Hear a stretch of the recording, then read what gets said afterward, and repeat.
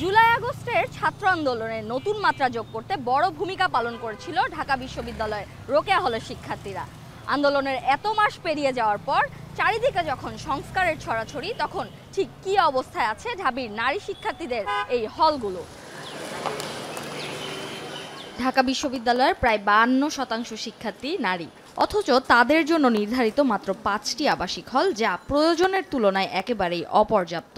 আবাসন সংকট, নিম্নমানের খাবার এবং স্বাস্থ্য ঝুঁকি নিয়ে শিক্ষার্থীদের অভিযোগ দীর্ঘদিনের। রাজনৈতিক প্রেক্ষাপট বদলের পর আশা ছিল বদলাবে তাদের দৈনন্দিন দুর্ভোগের চিত্র, কিন্তু বাস্তবে কতটা পরিবর্তন এসেছে এ প্রশ্নের উত্তর খুঁজতে কথা বলেছেন ঢাকা বিশ্ববিদ্যালয়ের শিক্ষার্থীরাই। 5 আগস্টের পরে আমরা যে বিশেষ করে যে সমস্যাটা ফেস করছি সেটা হচ্ছে আমাদের ফিমেল ডরমিটরিগুলোতে আবাসনের যে সংকট। এত ছোট ছোট হলগুলোর মধ্যে এত বেশি সংখ্যক স্টুডেন্টকে আসলে জায়গা দেওয়া সম্ভব না। সেই কারণে আমাদের হল প্রশাসনের পক্ষ থেকে অনেক সময় আমি দেখেছি তারা চেষ্টাও করেছে, কিন্তু আসলে আবাসন ব্যবস্থাটা সমাধান করা তাদের পক্ষে ওভাবে সম্ভব হচ্ছে না।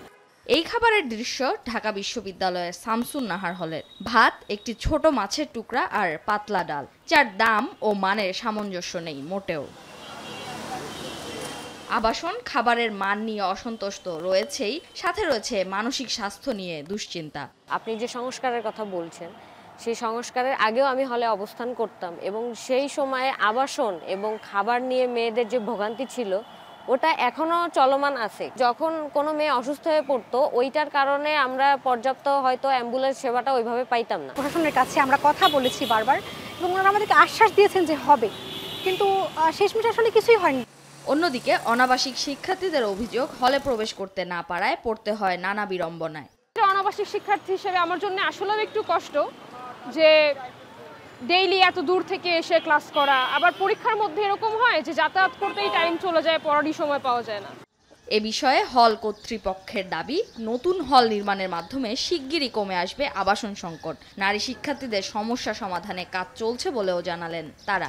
টাকা অনুমোদন হয়েছে, মেয়েদের কিন্তু হল হচ্ছে, কয়েকটা জায়গাও দেওয়া হয়েছে। এখন আশা করছি যদি হল হয়ে যায় এবং সেটি 1500 মেয়ের ক্যাপাসিটি ধরে সেই হলটি হয়ে গেলে মেয়েদের যে বর্তমানে যে সমস্যা, এই সমস্যা কিছুটা কমে যাবে। যারা চলতেই পারছে না, মাসে 3000 করে টাকা দেওয়া হবে। সেই আমার হল থেকে সর্বোচ্চ 284 জনের লিস্ট আমরা পাঠিয়ে সেটা অ্যাপ্রুভ করেছেন। শিক্ষার্থীদের আশা, খুব শিগগিরই গড়ে উঠবে আরও শিক্ষার্থী বান্ধব হল। তাদের প্রত্যাশা, আবাসন সংকট দূর হোক, নিশ্চিত হোক নিরাপত্তা ও মানসম্মত পরিবেশ।